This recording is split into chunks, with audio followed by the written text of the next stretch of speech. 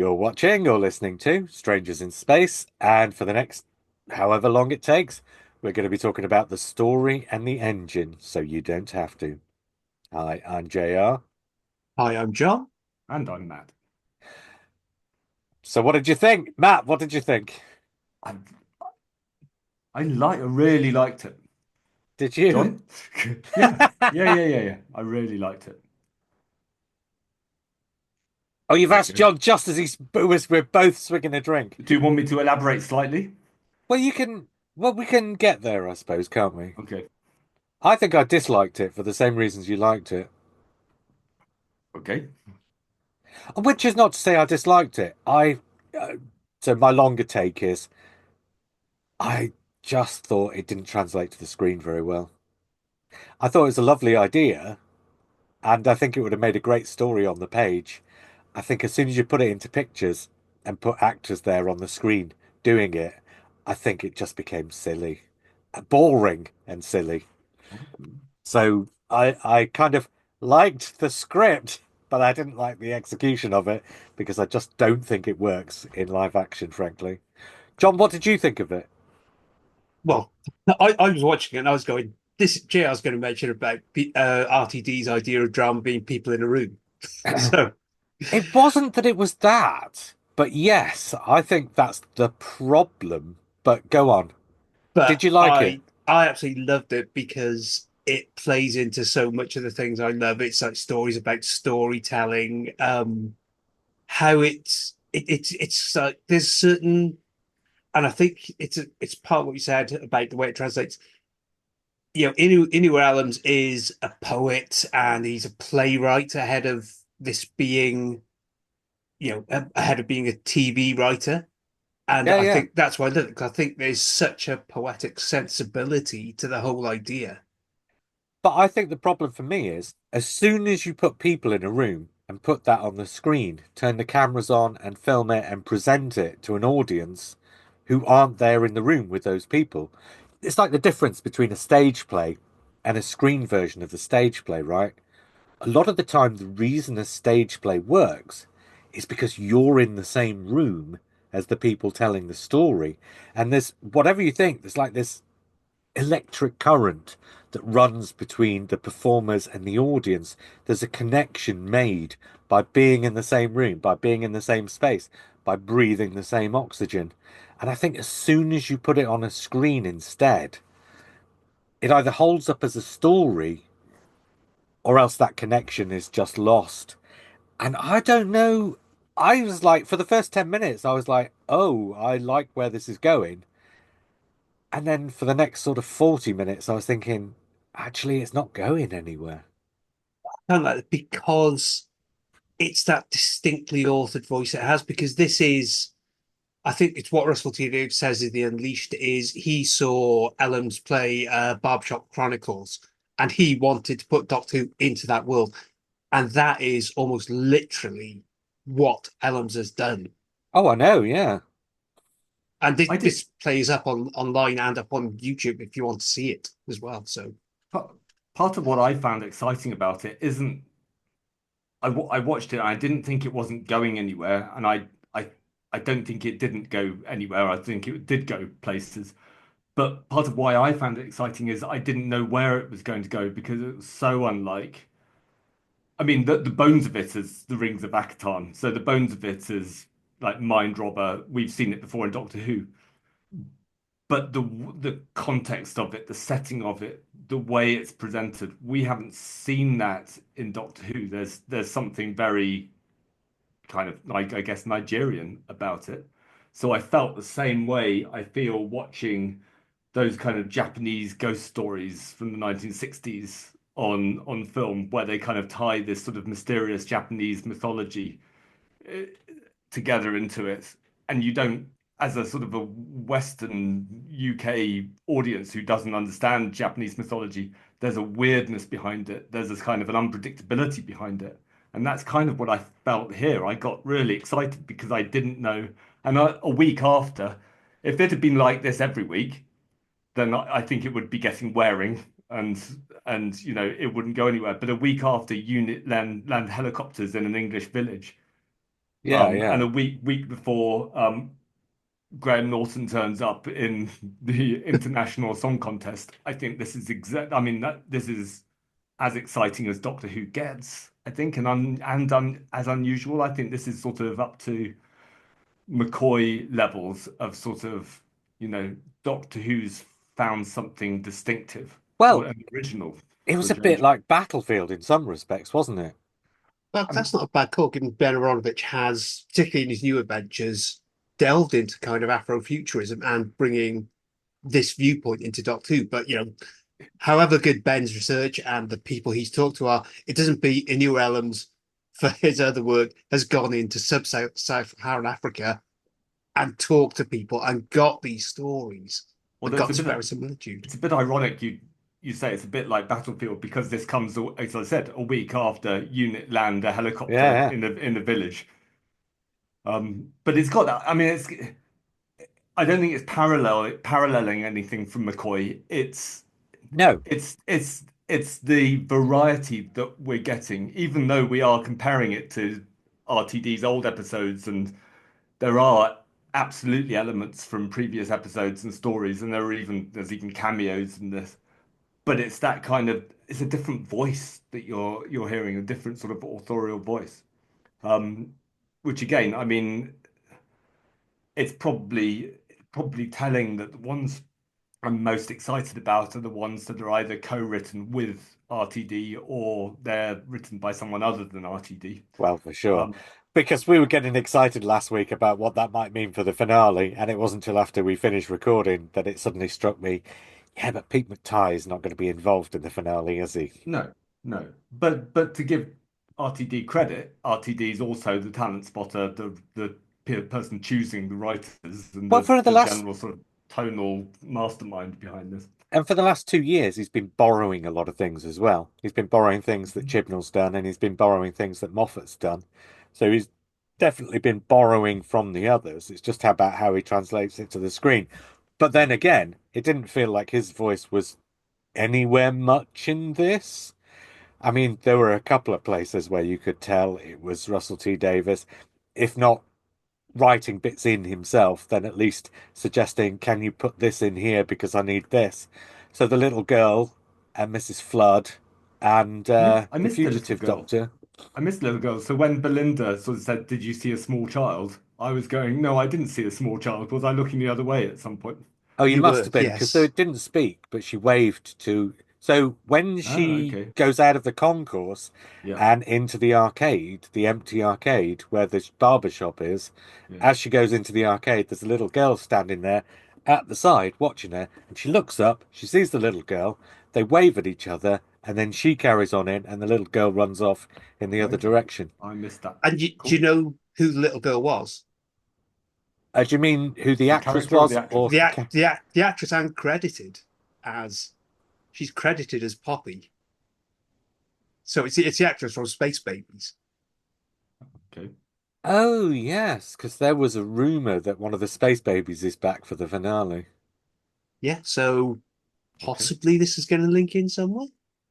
The one RTD bit that one RTD feeling bit that I really appreciated was the Doctor's story about how Yeah. in another Doctor Who story, he'd tell the story of the Weeping Angels or the Ice Warriors, and that's what you're kind of expecting. And he just tells a normal story about Belinda as a nurse, and I kind of appreciated that. It's sort of anything in this episode that didn't go where I was expecting it to go, which is most of this episode. I really enjoyed. I really liked. Well, But then it that's the was, stories the Doctors find exotic. The well, Yeah, Ordinary Day. And that yeah. dates back to RTD's very first season. And Eccleston, yeah, and to the And RTD's church. Yeah. love of soap as well. I mean, it is yes. basically he's saying you're watching Doctor Who, but look, soap is on as well, and how great is soap? Which I don't kind of agree with. I prefer Doctor Who, but I appreciate it. I appreciate the point he's making. Well, and that story's just way more interesting than the clip scenes we get later on of the various doctors and their companions Yeah. playing on the telly. Having said that, though, Although I think, as nice as that story was, it was extremely predictable.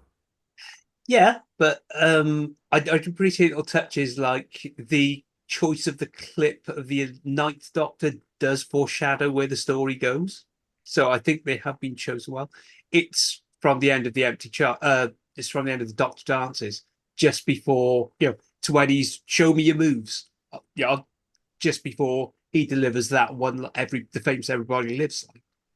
So it cuts off just before then. Which is odd because this is the second episode in a row where everybody survives. You know, Uh, Yeah, which is yeah, odd. yeah. yeah, Apart from the machine, and that's just a machine, right? So Yeah. yeah. yeah, yeah, fair enough. So yeah, that was yeah. Because usually RTD's voice is lots of death, lots of killing, but does that bring Yeah. in? The other thing I liked is I don't really understand what happened. So I roughly followed that it was so, and it was really wordy, it was really theatrical. I don't mind watching. I feel that electricity when I watch a filmed stage play. So I still feel, obviously you're not there, you're not experiencing the sort of tension of live performance. But do you But mean a film of a stage play when there's an audience in the room? yeah, yeah. Right. Um, Which is fair enough. Yeah, yeah, I think you're right. I think even a film of a stage play, when an audience is in the room, second hand, but you can still sense the tension between the actors and the audience because it's still a live performance. yeah. And so I felt, yeah, I felt it was justified this time that it was taking place in one room because it wasn't pretending to be. So it's not like No, it wasn't. No. the church on Ruby Road or whatever, where it takes place mostly in a car park in Wales somewhere. I This think, actually felt like it kind of worked as a chamber piece and justified its position as a chamber piece because of the juxtaposition between this Nigerian barbershop and the fact that it's on the back of a giant spider yeah, going but over a web of whatever it was. I think that was the bit for me where it didn't work. I think that was the bit really when I started to find it becoming a bit tedious. Tedious is probably the wrong word, but I lost my interest in the story at that point. And I think that's because it did go there. It did say, yes, this is a space spanning adventure, and yet it's you're just stuck in a room. And everything that's happening of any import is basically happening, well, off screen. You keep getting told, oh, I'm such and such, I was such and such, I have done such and such by various characters, but there's never any evidence of it. So I didn't feel any sense of jeopardy or impact or tension or anything. I think the second half of the episode, there were some lovely bits, there were some lovely things, and the actors, I thought all of the actors were doing really good jobs, even like the minor ones who were just in it at the start and then really didn't have an awful lot to do later on. I thought they were all doing a really good job, but I just didn't feel any sense of tension or any curiosity about the story. I didn't feel tension or jeopardy massively. I did feel curiosity. I really liked the mystery, and um, I felt the weirdness of it, the strangeness, the sort of the alienness of it, both in terms of the barbershop on the back of a spider, but also Nigeria, Joss, you know. I think I think it reminded me of James and the Giant Peach done with grown-ups. So James and the Giant Peach, you've got lots of kids and animals, if I remember rightly. It's been a long, long Yeah, time since I've. one kid, a lot of animals. Yeah, That's right. And the Peach is on some kind of a journey, and the kid and the it's floating across the Atlantic. but they get up to stuff. Stuff happens. It felt to me here like this was the grown-up version of that, where instead of them getting up to stuff and stuff happening, they talked about stuff. Well, that I think that's the point of it, though. This is about Yeah, but male friendship, that's and it's why. healthy male friendship, which is a really good thing to put on television. I think. Oh yeah, totally. That's what I'm saying. It's the idea is great and the acting is great, but I just don't think it translates to the screen because all that all the stuff where they're talking to each other and sorting stuff out, I think that sits really nicely in the page where you, as a reader, become one of the characters in the story essentially by reading their words yourself. But when you're watching somebody else reading the words, it's a bit like having a poetry reading from somebody who's not the poet. And sometimes actors can give that a real sense of, you know, its emotional connection with the material. But then there are other times when you're just hyper aware that it's not actually the author. And that's not what I'm saying happened here. But I'm saying that's just kind of that's how I felt about what I was watching. I I, just I, didn't feel it. yeah, I thought they overcame to a degree with the. I thought the use of animation was inventive just on Hmm. that screen. That was a really nice. I think it's the short story they put up on the BBC website as well. That was an illustration of that. Yeah, yeah, So totally. But what did that have? But those stories, yes, great. But those stories just felt like they were separate from the So, rest of it. Do you know what I so mean? I felt those stories. I didn't know how they connected with it, but I instinctively felt that they will connect with it when I watch it a second time. So yeah, there's lots in this that I thought I'm missing something here. I'm distracted by the word weirdness. I'm trying to get my head around the Nigerianness of it because I'm not Nigerian. But once I've done that, I mean, as I say, it's a bit like watching a foreign film, watching a Japanese film. Your first viewing is basically just trying to understand the world that it's taking place in, and then the second viewing, you're actually untangling the details of what's happening.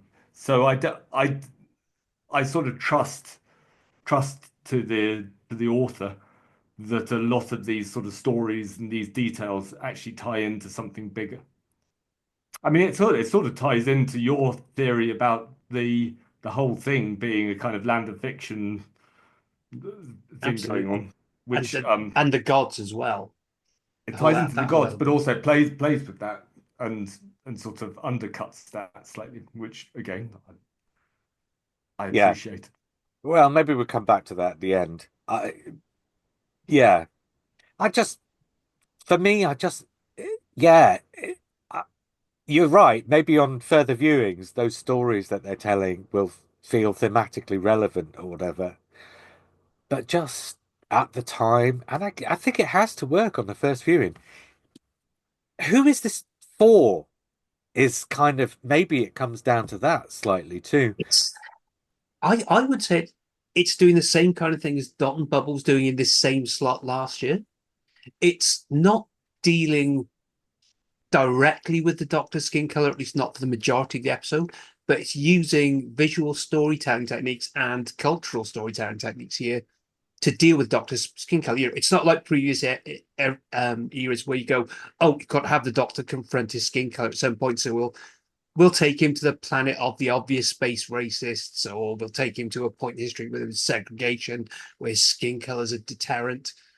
And I just think this is a far more interesting way of doing things than just that direct kind of confrontational thing. Do you know It's what? also That, oh, go on. we also no, you go because I've got a different point. Oh, okay. I was only going to say that would be true if what he said had been borne out by the rest of the series. So he says, I feel at home here because I can't feel at home anywhere else, essentially. But the trouble is, you get more examples of him feeling at home, and the isolated examples are the ones where it comes up and it's the thing.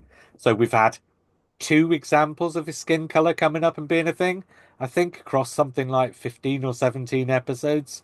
So those are the outliers, not the norm. So when It's he says, just because the structures of the season are thematically similar per episode that's per what I mean. position. But I mean, Yeah. then that sounds like a lie coming out of his mouth almost. Or not a lie, but you know what I mean? That doesn't fit with what we've seen so far, which kind of makes the point seem like he's saying it for the effect of saying it rather than because that's happening to him. And I think I th and I don't disbelieve that there was a good intention behind that, but it's just like, well, Russell T Davies has written all the other episodes, and that's not what he put into them. I mean, So for me, it felt less like he had to, less like so we haven't seen, so you're right that we've seen it directly shown only a yeah, few times. I But think this it's was just this twice, was isn't saying it? to Yeah. me that actually this doctor is feeling this, and he's got this place he escapes to, occasionally, Maybe, a but bit like the weird house that the book Sylvester McCoy Oh, Lung character Barrow. escapes to. Well, No, oh oh no, no, sure. Alan Road. Yeah, yeah. Alien Road. Yeah. So this is kind of revealing that actually he's concealing these things from us Yeah, but I as think, well. but if that's the case, I think you need to. So I don't think it needs to be spelled out, but I think you need to have the. I think when he says I've been concealing it, you have to feel, oh yeah, he has. But when he says I've been concealing it, I go, have you?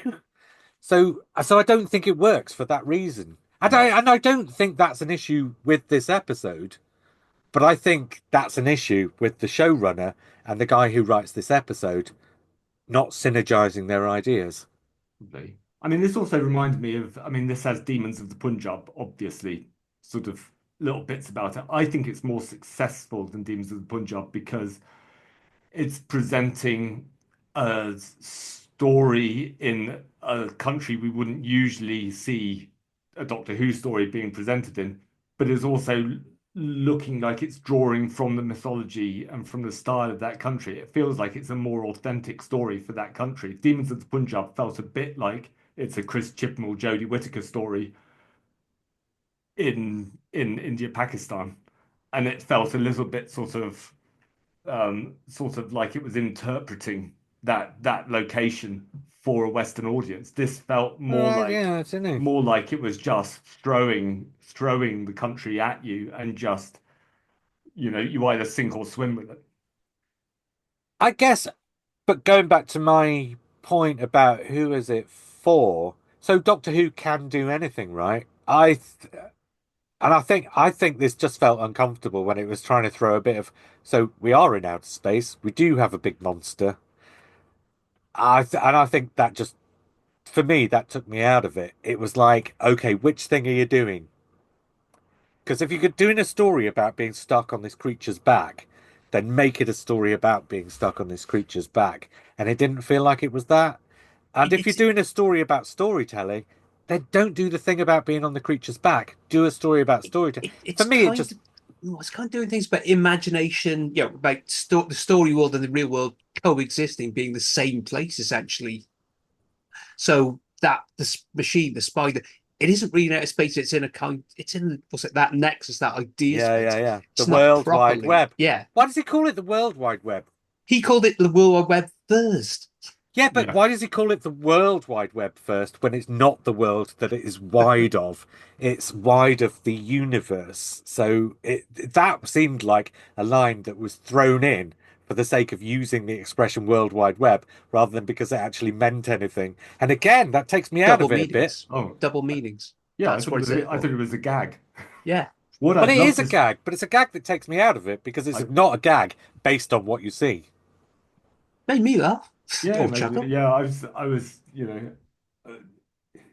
it kind of lifted it a Yeah, little fair bit for enough. me Yeah. because again I was trying to really focus on getting under the skin of this Oh story. I'm yeah, really interested in seeing the Black Archive to this, but it and they'll was. really need to choose the author of the Black Archive very, very carefully Absolutely. to And it make it wasn't just worthwhile. a gag because that whole World Wide Web thing became relevant, which made it even weirder that they'd chosen that as the gag that they chose to introduce that aspect of the story with.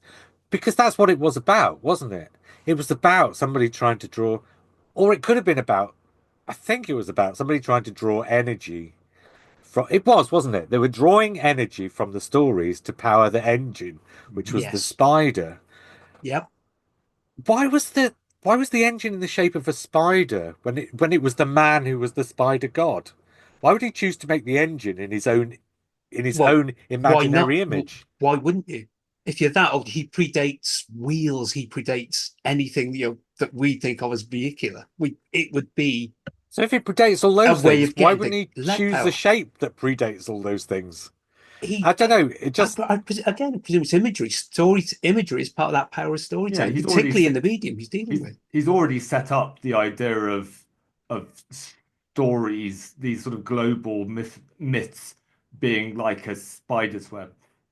So it yeah, makes yeah. sense that the vehicle to transcend or travel over them is a giant mechanical spider. But again, it also falls into the bracket of it's a really cool piece of imagery, really weird, almost Terry Pratchett like in its kind of sort of strangeness. It's I drawing on a mythical image, isn't it, Yeah. to make the point? Totally. I think though, where it fell apart for me was we're told that he predates all that and he goes back to having existed with the gods. And I think what we're meant to take away is he was their servant. Although I'm not Yeah, sure that's Demigod, I think. he was well, lying, wasn't he, about being Partly, he was yes. lying being a about being a god. god, and it Yeah. turns out he's their servant. He was a connection between humanity and the gods, if I was reading it right. Yeah, yeah. The So, and servant of the gods yeah, who and passes. they told him know your place. So it's a Donald Trump thing of I'm a god. You can go and do whatever you want. I've got the connection with the people. I don't need you. And it And was he sort of was affronted by that. and there was sort of a parallel between him and the Doctor as well. So it's another one of these stories where the villain, to give them, or the antagonist, has a very TARDIS-y like machine, which the Yeah, barbershop was. He's got a kind of a companion who turns out not to be a companion. Um, so it sort of felt again, Doctor's wife. watching it yeah. once. This is the problem with our hot takes. Watching it once, it's really difficult to actually know what went on. But I think that's my sort of favorite. I mean, I had to watch Ghostlight a few times to fully understand the sort of nuances behind it and the in jokes and what happened. I don't I don't think it was that hard to understand what was going on, though. It's a fairly straightforward story, I think. I I think the identities of the different people and I I think there was complexity. There were complexities to it. Well, there was a Yeah. complexity to where they came from, but I think that was but that's my why I was alluding to Battlefield earlier, because the people in this were essentially like the people in that. They were sort of from not an alternative dimension, but in a way, an alternative dimension, an alternative reality of a kind. We got the reality war coming, haven't we? But then, like you said, this kind of ties into with what's coming. I think I think actually, in the some ways, it's a nicely chosen season because there is a theme to the stories, isn't there? yeah. I Sorry, mean, go on. You were I think it is clear what happened because I think one thing Russell T Davies is really good at as a as an editor of stories and as a is writer of making stories, sure everything's yeah. everything goes from A to B to C. And I think where he's better than Chibnall at, and I think Chibnall's better than he is at some certain things, but where he's better than Chibnall at is making it clear on screen without having characters obviously say, now we've been here, we're going from A to B to C and describing what the A to B to C is. So I followed the story of this. I think where repeated viewings are going to come in handy is the kind of the impact of the identities of the characters, the It's nature of the stories that they're telling. the Um, words they use. yeah, the Yeah. relationship with the parallels with the Doctor, the relationship between the Doctor and the characters, that sort of thing. I think there's more. It just feels like there's more to it than, you know, Caves of Androzani. I know Caves of Just to, Androzani is not that thin a story.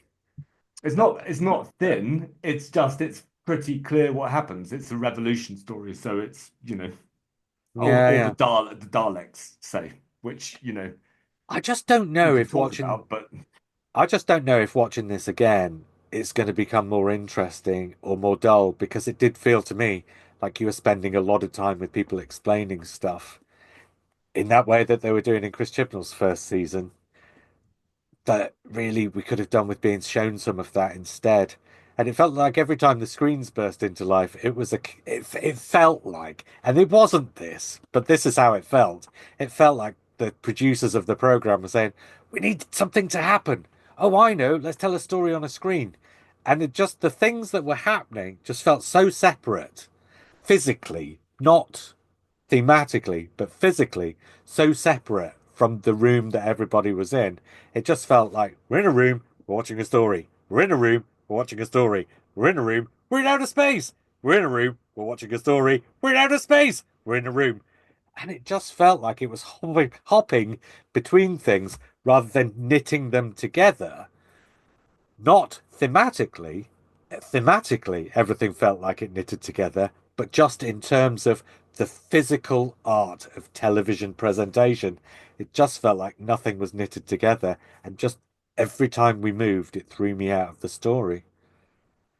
Which is a shame because I do think there were some really nice ideas. And the bit at the end, the resolution and after the resolution, where the characters come together, and he basically, the guy who had been running, is he Omo? Yeah. Hands over the keys to the Yeah. demigod. I thought, oh God, this is probably a really nice moment. I just don't care. It was so sad. Mm. I don't know. Go on. It worked. It just worked. Yeah. It, again, it might be those theatrical route. It did Yeah, yeah. feel all the way through more like that theatrical piece. And And I I don't guess, think they, yeah, go on there.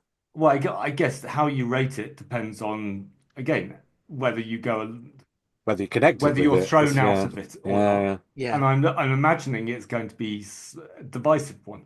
I don't think this is going to be like The Well, which everybody seemed to love.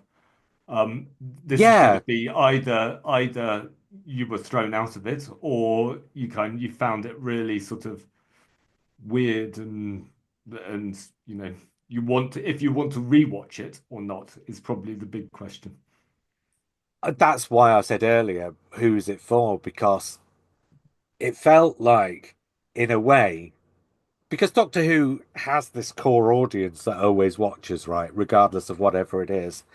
And it felt to me like in here, there was a story that could have worked for that audience, but just some of the presentation of it probably isn't going to work for that audience.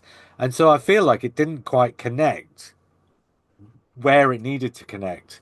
And I applaud the idea of doing something that's kind of radically different, I guess.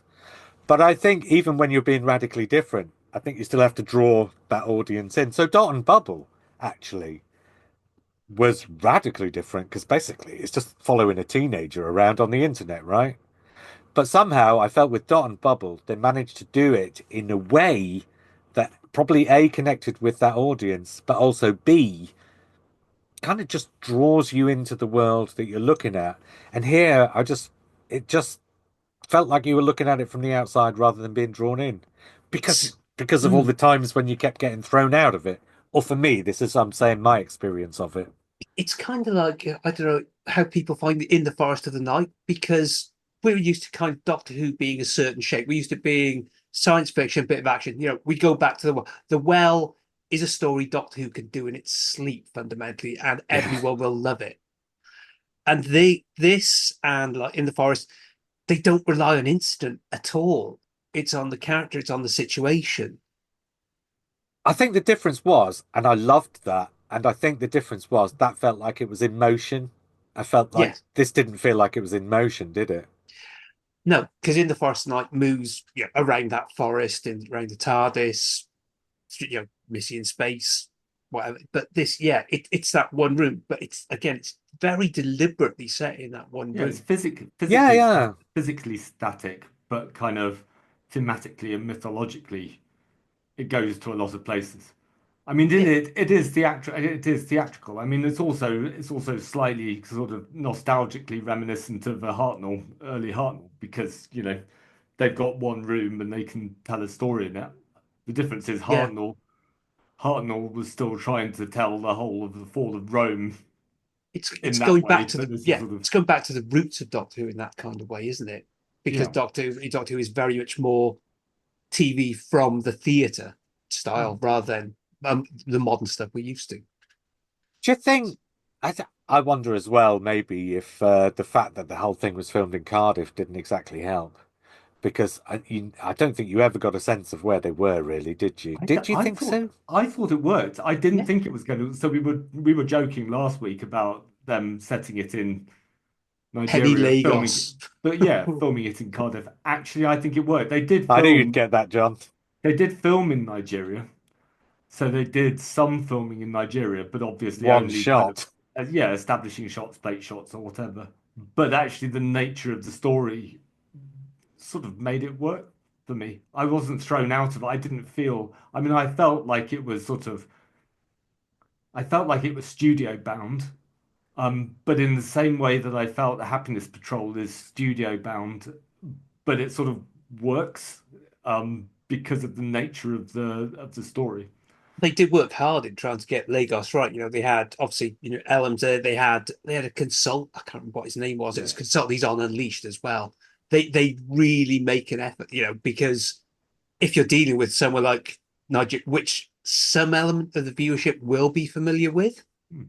then you Yeah, yeah. have to do this, and you get it wrong, and you leave yourself wide open to the worst accusations. But you know what I'm talking about? I'm not talking about what it looked like. I'm talking about what it felt Felt like. like, yeah, I was Because there's fine a, with that. well, because it just felt to me like, oh, we're in a cold place with an orange filter over the light. And it didn't feel like a warm environment. It was February in Cardiff. It didn't feel like February in Cardiff to me, that set, to be honest. I don't know, it did to me. I just kept, it just looked to me like orange filter, orange filter, orange filter. And again, that was just something else that I was rubbing up against by the end of it. Not at the start of it. At the start of it, I was like, okay, they've done a reasonable job of setting this up. But halfway through, I'm just thinking, it doesn't feel like it's in a hot place. It just feels like it's in Cardiff. And it just, again, that just rubbed up the, And then again, have any of us ever been to Lagos to know what it feels like? Is the thing. Would it have worked for your average viewer to just bypass? That's what they need to, because there's not that many scenes in that market or anywhere just outside that one street of the barber shop. yeah, maybe. It just, I don't know, it's just one more thing that just didn't quite Yeah, I think go. it fell in, I think that also fell into the camp of I just trusted it Yeah, yeah. because I yeah. just felt like the person writing this knew what they were writing about, and it's alien to me, but you just have to sort of put yourself in their hands and trust that that's, and by extension the production as well, because obviously it's written by this person, and I got a sense that they were trying as much as possible to be sensitive and to represent the story that this person's written, the script this person has written, in a really sort of sensitive and authentic way. And I kind of Oh, trusted that. yeah. Although so Shooty Gat was banging on about this 6-word short story, right? And he says, I can do mine in 4. I'm born, I die. I was born. I was no. He did it in Six six words. words. 6 words. Yeah, He said six, didn't he? I think, Yeah, yeah. yeah. but This I'm is the born. Heming. I The die. whole I'm point is that born. that Hemingway baby shoe short story.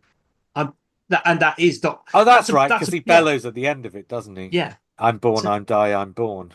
Yeah. yeah, and Yeah, fair enough. that's a lovely poetic sensibility, which I think counteracts, the fact we've got clips of old Doctor Who on screen. It's how do you make that fresh? You dilute Doctor Who right down to an absolute essence. But do you know the Hemingway short story that they're referring to? For sale, baby shoes never used, or to that. Exactly. And and that presents you with a million melancholy thoughts about why that is the case. Whereas that I'm born, I die, I'm born It, doesn't. it's a dual meaning. It's the Doctor himself and it's nature of Doctor Who every week. The stories die and then they're born again the next week. And they But, die and they're born. It's the but, ongoing thing. Doctor Who doesn't die but properly. the point is, for that story to work, you have to know the character and the series. For the other story to work, you don't. And that's kind of the No, point. no, you don't really have to know anything about there's the Doctor, he changes his face occasionally. And most of the people watching this are going to know that. And I love that the point is, it's not I'm born, I die. It's a I'm born again thing.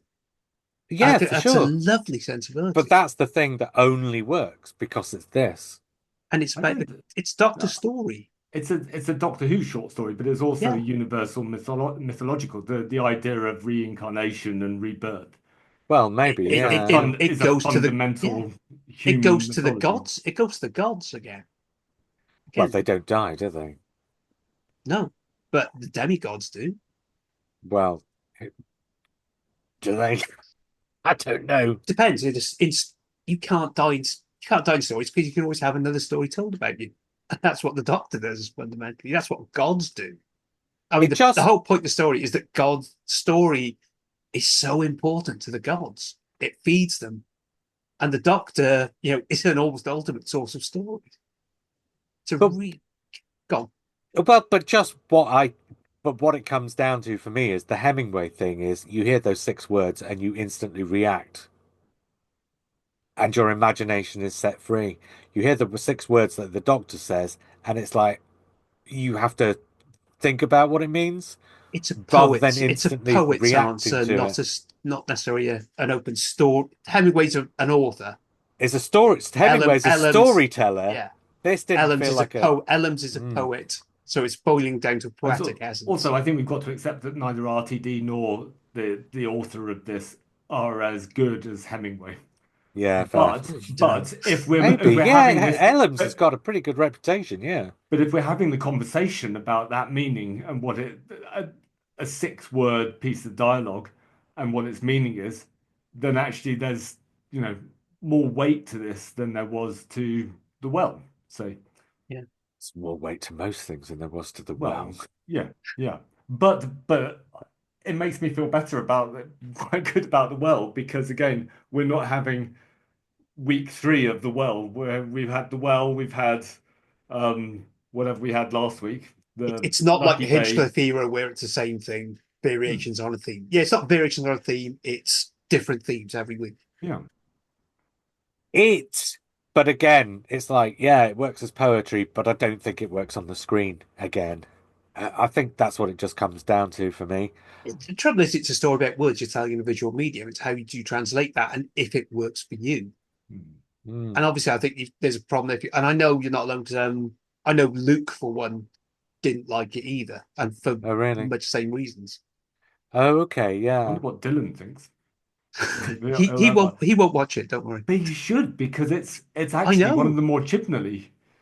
Yes, It Yeah, does I feel guess. like a sort but of Chibnally particularly in one story. moment, shall Yeah, we well, say, yeah, which is absolutely. really beautifully done. But then he didn't get on with last week's. He watched the first 7 minutes, which was, before any of the Well, good stuff yeah, starts. in that case, he didn't watch it, did he? So, No, you know, exactly. Okay, let's talk about a couple of more mundane things. Mrs. Flood gets an appearance. Russell T Davies has promised this that there's going to be an appearance by Mrs. Flood every week, but this was just a flashback appearance to when she's the neighbor of Belinda and she bumps into her in the hospital. And it that's didn't seem like there was any.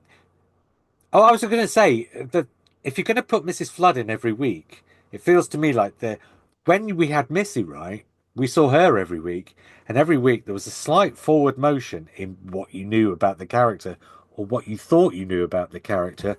But this just felt like they'd put Mrs. Flood in for the sake of putting Mrs. Flood in. Or am I mistaken? well, Did she... and oddly, I'm going to agree with past you, in the sense that so Mrs. Flood doesn't just appear in a flashback; she appears in a story that the Doctor's relating. Right. So in actual fact, it kind of ties in with this idea that Mrs. Flood is sort of ubiquitous in the land of fiction, in the sort of stories, which I don't entirely like the idea of it because I'm not entirely convinced by your theory, but it does, the the the bits of this are tying in with your theory that you have. And it does kind of explain how Belinda knows her outside just seeing her in the street because she doesn't necessarily talk to her neighbours. She's got a full house of people. So if she's seen her in work, maybe there's a close connection that we know.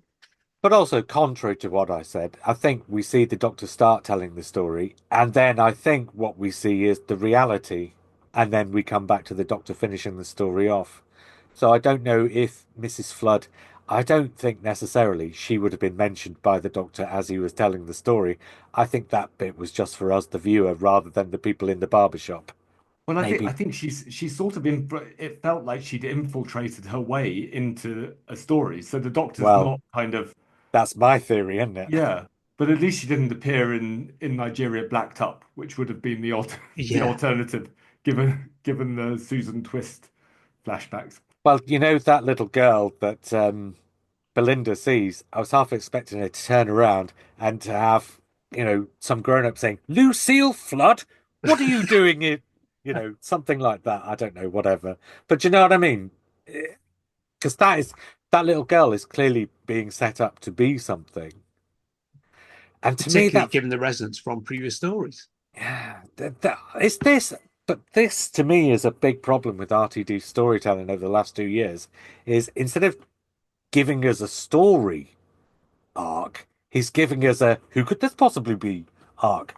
And oh, here's somebody else. Who could this possibly be? So It's last a year, visual thing of bat instead of the words bad wolf popping up. It's a visual game. yeah, but the problem is, it's like the more people who he says, who could this possibly be, without actually telling us anything at all about them, you just go, I don't care who Although this is. I did rewatch Empire of, is it Empire of Death? Yes. Yeah, I rewatched that the other day, and I still really like.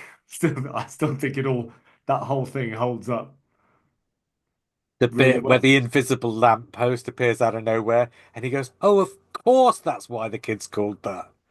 Yeah. Yeah, no, I'm afraid for me, no.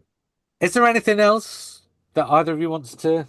We should probably mention the Joe Martin cameo, shouldn't we? Yeah, I didn't Is it think the worth doctor's it? supposed to remember being Joe Martin, is he? Because he didn't open the, or she didn't I open the I think stopwatch. that's from Abby's point of view, though. I think it's Okay, her seeing the character as she knew him, right. Okay, that's fine or then. But her, also, and I gag think work. that's a beautiful But kind of side put. he Yeah, recognizes her from previous life. yeah. I Um, I think it's a beautiful kind of sidestepping the audience expectations. Joe Martin's as Doctor is perfectly characterized that, but also because you're talking about marriage, because of the way most viewers are, you're conditioned to think it's maybe a heteronormative thing, and it's just not. And I thought that's a lovely kind of moment just to delicately play with the expectations of viewer there. yeah. Well, heteronormativeness is only something that's come in with the Victorians, isn't it? Why we still Yeah, bother with it, I but don't know. we no, but that's the society we're in generally. It's going. That's the society we're Yeah, in. yeah, we're it's decreasing, I think, and rightly so. But it's Yeah. just the way we were brought up to see the world. I I think though it's kind of what was I going to say? I no, a thought passed through the transom of my mind and disappeared out the other end as you were speaking there, John. I It was was going to eaten say, by a spider. yeah, oh no, because you mentioned just now, why would Ncuti Gatwa remember her? But it's only the doctors prior to Jodie Whittaker who have forgotten her. But just like the John Hurt Doctor, as soon as he engages with that doctor, then the doctors afterwards remember. So it's a bit like Okay. in the Five Doctors, when the second Doctor and the third Doctor meet the fifth Doctor, the second Doctor and the third Doctor don't have any memory of that. So that when the fifth Doctor goes through it, he doesn't have any memory of that. But post the fifth Doctor going through that, then the fifth Doctor will remember that because he's been through it and he's the latest one. And so I think after Jodie Whittaker meets the fugitive Doctor, then all the Doctors after that will know who the fugitive Doctor is. So not Once again, the necessarily, structure stories here. yeah, but I think that makes sense because it's like, okay, there's a bow here of forgetfulness, but once you step beyond the boundaries of the bow of forgetfulness, you step into the bow of rememberfulness. There you go. That'll do. But you know what I mean? That makes sense to me. So I don't, so I, but then That's again, good. It didn't as bother me. but yeah, but as John says, or as one of you said, um, it it's on screen. It's not. It's as he's speaking. He doesn't mention it directly in the Yeah. dialogue, so it's for our benefit rather than from his lips, as it were. So it still works. Yeah. Any more?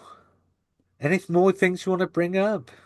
No, I mean, I thought it's probably Shooty's best performance for me. In strongest, he was really comfortable with the material he was getting and delivered it absolutely beautifully. All the storytelling. I Yeah, thought maybe. so. I think it's the theatricality to it. Yes, that helps his It doctor, I think. suits him. He's a theatrical doctor, Yeah. which again is a thing that I bump up against a bit because it feels like performance rather than being. I tell you what, we've not really mentioned is that it's kind of a Belinda Light story. Yeah. She shows up kind of in the barbershop halfway through, but there are a lot of shots that she's not in, and she doesn't engage with what's going on there barely at all. She kind of shows up, says a couple of lines, and then she goes a full 5 or 6 minutes before she gets another line of dialogue. There's a lot of that in the barbershop with other characters too, though. There is, but what I mean is the reason that's probably the case is because she's not there. Yeah. So Yes. I'm assuming that she had a fortnight off in the middle of filming, and so they filmed her bits around that fortnight so that she would only have to be there for a week of the 3 weeks that they filmed or whatever. So I found it so much like last week. I found Shooty Gatwa's absence slightly relieving to take Yeah. a break from it. This week, it was the opposite. I quite like the fact that Shooty Gatwa, because he's in this Nigerian setting in the barber shop that he's been to before, and he's got this kind of community that he's been engaging with before. I found all of that quite charming, and I felt that actually Belinda's absence kind of heightened that a little bit. It sort of served to sort of build his character, which actually I don't think I think he's been a bit thin on kind of character and personality. He still feels Yes. Yeah. like he's trying to find a character for his doctor. And this was the sort of first time, one of those times where I felt that actually I was starting to see him as a distinct presence, as a distinct doctor. I The think maybe the kind of languid pace of story gives him the room because Mm, he's quite an intense doctor, and that maybe lessens that intensity of performance across this yeah, story. yeah. but the two things I had a problem with were, and so off screen, the sort of Watsonian, no, the Doylist aspect rather than the Watsonian aspect is she's only in 8 episodes, and for her to be missing from half of one of those feels like And it's a and most of last week's. Oh yeah, yeah, sorry. Yes, that's what I meant. She's missing Yeah. last week and she's missing this week. So she's essentially missing from a quarter of her one series. She's in one season of 8 episodes and she's essentially missing from two of those episodes. Kind of feels like a disservice to the character, not the actress. Which They come and do what they're asked to do, but to the it's character. it's also slightly unsettling because this year I'm sort of engaging in it all, and I'm kind of thinking actually RTD's really sort of reignited Doctor Who and the characters are finding their feet. I'm really looking forward to the third season and the fourth season of this new iteration, and I wonder where these characters that's what the little girl's being set up for is next season, and there are mysteries and so I'm feeling a little bit unsettled in a way because any sort of rest or cancellation or breather or hiatus it feels a bit like it did during McCoy, where you get to sort of ghostlight and you think, oh wow, the Cartmel's really got a handle on what he wants to do with Doctor Who, and the Doctor's starting to be mysterious, and it feels like they've got a plan going, and then season 27 blip. I think though the Watsonian thing about Belinda being missing for the episode is why would she volunteer to stay in the TARDIS? And so this cold alien space where there's nothing for her to do. She's just standing there looking at the console. The doctor leaves, and every time we cut back to her, she's just standing there staring at the console. And that I'm not sold for 1 second that that character would choose to do that rather than come with him. It just seemed ridiculous. And then every time we cut back and the alarms go off, I'm thinking is, what is she doing in between the alarm going off now and the alarm going off last time and the alarm going off next time? It's just standing there staring at the console in between. It's I, to try and give a sense of jeopardy, isn't it? That alarm going off. but I just couldn't But believe it. yeah, In the lodger, when Amy Pond gets trapped in the TARDIS, she's stuck in the TARDIS because she gets trapped there and the doctor's trying to get her free. Here, Belinda just says, Belinda, who's been on three adventures with the Doctor so far, says, "Oh yeah, we're in Nigeria, we're in Lagos. You're going off to a barber shop. There's all these cool and friendly people around. You're going to this amazing place. Just stay here and stare at this." And if she wants to go home, maybe she's like, sod it, I'm not going. Or maybe she's, oh look, I'll go out and I'll wait for 5 years and then I'll be back home. but if she goes out, she can chivvy him along if she thinks he's taking him too much time. I don't know. I just nothing Yeah, about that situation rang true to me. it does just artificially kind of remove. But I do wonder if she was in the original script more involved, and then they Got went, taken out of can it. you?" Yeah, Yeah. Well, maybe she was missing altogether, and they've had to bring her back into the story. I don't know. Nothing felt right about it. I don't know. Do you want to give it a score then? Sure. Shall I go Yeah. first and get myself out of the way? I really didn't connect with it. I'm gonna have to give it a six. I but let's move on then, John. I'm gonna go because it's just I love the idea of a kind of poet and a playwright writing Doctor Who, and it's the most kind of individually authored episode I think we've seen by anyone bar a showrunner probably since 2005 at least. I just loved it, connect to all my things, and as Matt says, I think there's layers there. I think it's gonna grow on rewatching, so I'm gonna go with a 10. Fair enough. Matt. Yeah, I'm going to go with a 10. And also, Keeper of Traken, it's got that kind of feel to it. Yeah, Like a poet writes Doctor Who, and it's kind of full of imagery and weirdness and strangeness. It doesn't feel like a Doctor Who story that I've got on my shelves. It feels completely original to me, even though there are elements that pull from other places. And whether I'll watch it again or not, I don't know. I don't tend to watch Doctor Who again very much. Well, for the last two series, I have been rewatching the episode before the next week's Hmm. to see if it still works. And, last week's I think still worked really, really well. I still really enjoyed that. I still thought it was really powerful. Oh, so I will watch this again before next week, and hopefully I'll get more out of it. I mean, it's not that I didn't get stuff out of it. I did get a lot out of it. I just found the experience of it, the actual experience of watching it, sold me short. So it was weird. It was like you get to the end of it and you think, yeah, actually, there was lots of really good stuff, but I just didn't enjoy it. It's like taking medicine almost or something. Yeah. yeah. The form kind of pulled you out rather than the content. Exactly. The content was fine, but the form, Story's yeah. fine. The engine, no. Yeah, exactly. Yeah, absolutely. Right. On that note, on that profound poetic note from John, uh, well, we'll be back next week to talk Interstellar Song Contest. Who knows? That one might blow us away. I mean, who knows? It could. Until then. Douze points or nil points. Hmm. No, it might be brilliant. I'm quite looking forward to seeing what Yeah, it does. Um, because sometimes the ones, so it's Russell T Davis series, it's the Russell T Davis era, and that feels like a very Russell T Davis episode, it's kind of the most Russell T Davies idea ever in Doctor Who, isn't it? but it's being written by somebody else. Yeah. And I sometimes think that Russell T Davis, I don't know, the tones there, the execution of it is often great and brilliant, and it's got this energy and brio and something, but sometimes the substance feels thin. So I just wonder if you can smuggle the substance in and make it feel substantial as well as having all that other stuff. It could really, really work. So I guess we'll wait and see. We'll find out next week. Until then, I was JR, I was John. And I was Matt. and we will speak again soon.